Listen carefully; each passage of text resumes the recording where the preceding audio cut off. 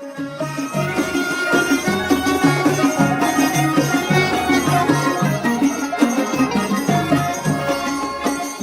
আমি কই যাবো, শক্তি বস্ত হইল না। বাংলাদেশের কোথাও কি গেলে বিরিয়ানি পাবো না। আসিনারি কত বুঝাইছি, বাড়াবাড়ি করো না। জনগণের চেষ্টা গেলে দেশে জায়গা পাবা না। কোনো কথা না শুনে শেষ পর্যন্ত পলাইলো।